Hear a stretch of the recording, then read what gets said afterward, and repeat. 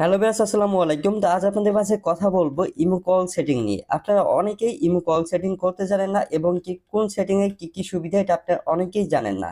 তো আজকের এই ভিডিওতে আমি আপনাদেরকে দেখিয়ে দেব যে কিভাবে সঠিক নিয়মে ইমো কল সেটিং করতে হয় এবং কি কোন সেটিং এ কি সুবিধা সবকিছু বুঝিয়ে দিব। তো চলুন ভিডিওটা শুরু করা যাক।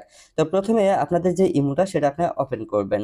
ওপেন করার পর ইমো কল সেটিং করার জন্য আপনাদের যেটা করতে হবে, আপনাদের ইমো প্রোফাইলে ক্লিক করতে হবে। প্রোফাইলে ক্লিক করার পর একটু নিচের দিকে দেখবেন যে এখানে সিকিউরিটি অ্যান্ড প্রাইভেসি নামে একটা সেটিং আপনারা পেয়ে যাবেন। সো আমি আপনাদেরকে দেখিয়ে দিতেছি। এখানে দেখুন যে সিকিউরিটি অ্যান্ড প্রাইভেসি, জাস্ট আপনাদের যেটা করতে হবে সেটিংটাই ক্লিক করতে হবে। এখানে ক্লিক করার পর একটু উপরের দিকে স্ক্রল করে নিচের দিকে চলে আসবেন। এখানে দেখবেন যে কল নামে একটা সেটিং আপনারা পেয়ে যাবেন। তো আপনারা যেটা করবেন এই কল সেটিংটাই ক্লিক করবেন। সো কল সেটিংটায় ক্লিক করার পর এখানে দেখবেন যে আপনাদের সামনে বেশ কিছু সেটিং শো করবে। এখান থেকে সবার নিচে দেখবেন যে নোবডি, কাস্টম, মাই কন্টাক্ট এবং কি এভরিওয়ান।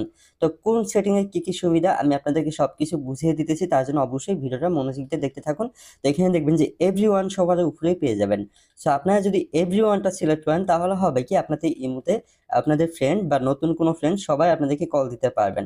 আর কি আপনাদের ইমোতে যারা অ্যাড থাকবেন সবাই আপনাকে কল দিতে পারবেন।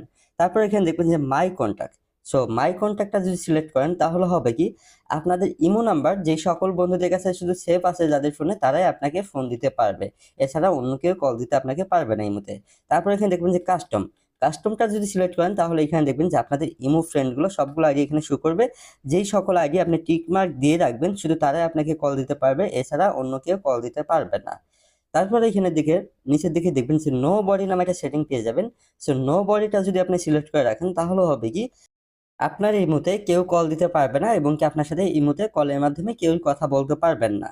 যেই রকমটা ব্লক করলে যে রকমটা লেখা ওঠে জাস্ট সেই রকমটাই সবার স্ক্রিনে শো করবে, তবে কেউই আপনাকে কল দিতে পারবে না।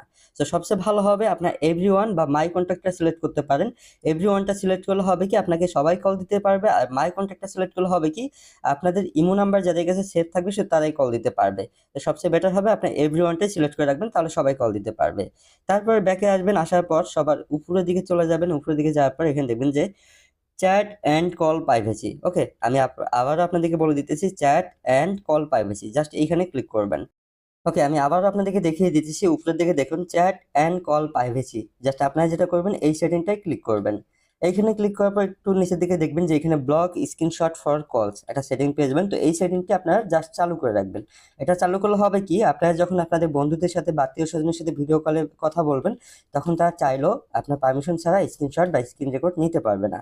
তো অবশ্যই এই সেটিংটি আপনারা চালু রাখবেন। আর যদি মনে করেন যে না আপনি স্ক্রিন রেকর্ড করতে দিবেন তাহলে এটা বন্ধ রাখবেন।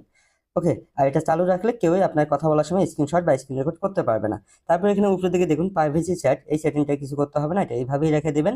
সো আমি আবারও বলতেছি আপনারা যারা চান যে স্ক্রিনশট বা স্ক্রিন রেকর্ড নিতে দিবেন না তারা অবশ্যই এই সেটিংটি চালু রাখবেন নিচেরটা, ঠিক আছে? তাহলে আপনার কথা বলার সময় কেউই স্ক্রিনশট বা স্ক্রিন রেকর্ড করতে পারবেন না। সো আশা করি আপনারা সবকিছু বুঝতে পারছেন যে ইমো কল সেটিং কিভাবে করতে হয় বা কোন সেটিং এর কি সুবিধা। সো এই ছিল আজকের ভিডিও। এই ভিডিওটি যদি আপনাদের একটু মাত্র কাজে এসে থাকে তাহলে অবশ্যই ভিডিওটিতে লাইক, শেয়ার, কমেন্ট করে যাবেন। এবং কি আপনাদের যদি কোনো ভিডিও প্রয়োজন হয় সেটা অবশ্যই আমাদের কমেন্টের মাধ্যমে জানাতে পারেন। সো সবাই ভালো থাকবেন এবং কি নিজের খেয়াল রাখবেন।